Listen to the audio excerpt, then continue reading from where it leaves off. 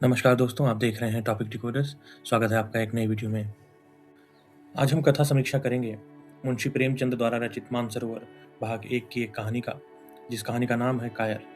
ये एक लड़की प्रेमा और एक लड़के केशव की कहानी है, जो लड़ रहे हैं जाति से अपने प्रेम को सफल करने के लिए, और ये एक आत्म बलिदान की भी कहानी है।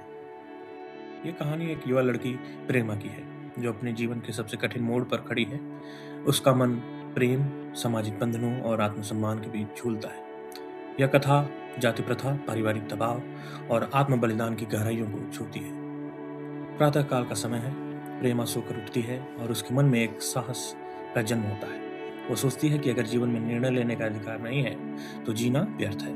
वह केशव से प्रेम करती है, जो उसकी जाति का नहीं है, लेकिन वह जानती है कि माता पिता की इच्छा के विरुद्ध जाना आसान नहीं। उसकी माँ उसे समझाती है कि लड़कियों को पराये घर जाना ही पड़ता है और जाति के बाहर विवाह करना समाज में स्वीकार नहीं है। प्रेमा डरते डरते कहती है कि कहीं कहीं तो बिरादरी के बाहर भी विवाह होते हैं। तो माँ चौंक जाती है। प्रेमा का भविष्य उसे अंधेरे में डूबता हुआ दिखता है। फिर दूसरे दिन प्रेमा के पिता उसकी पढ़ाई की तारीफ कर रहे होते हैं, लेकिन जब वो अपनी किताब से एक युवक की तस्वीर निकालती है तो पिता पूछते हैं, यह कौन है? प्रेमा कहती है, ये ब्राह्मण है।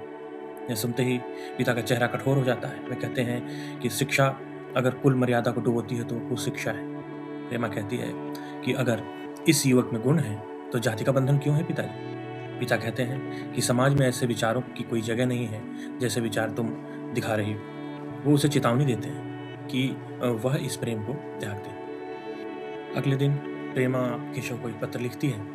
उसमें वह कहती है कि तुम्हारे पिता ने मेरे पिता का अपमान किया है और यह मेरे मन को बहुत दुख देता है, लेकिन मैं तुम्हारे लिए सब कुछ छोड़ने को तैयार हूँ। मैं तुम्हारे साथ जीवन बिताना चाहती हूँ, चाहे समाज कुछ भी कहे। यह पत्र प्रेमा के मन की गहराइयों को दर्शाता है।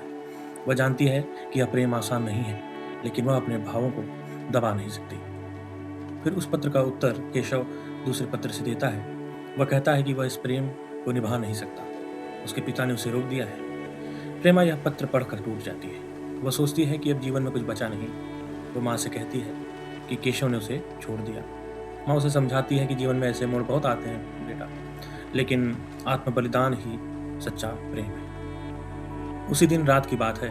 प्रेमा रात को सबके लिए भोजन बनाती है, लेकिन खुद नहीं खाती। सब कुछ नॉर्मल है, किसी को कुछ शंका नहीं है। सुबह होती है, उसके कमरे में उसकी लाश पाई जाती है। उसने आत्महत्या कर ली। उसके पत्र में लिखा था, मैंने अपने प्रेम को त्याग दिया, लेकिन आत्मा से वह मेरा ही था।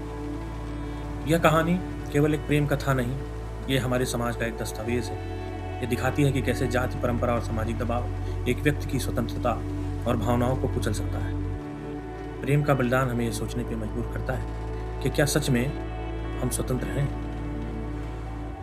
तो दोस्तों, आज के लिए बस इतना ही। अगली वीडियो में फिर मिलेंगे। तब तक के लिए धन्यवाद। जय हिंद।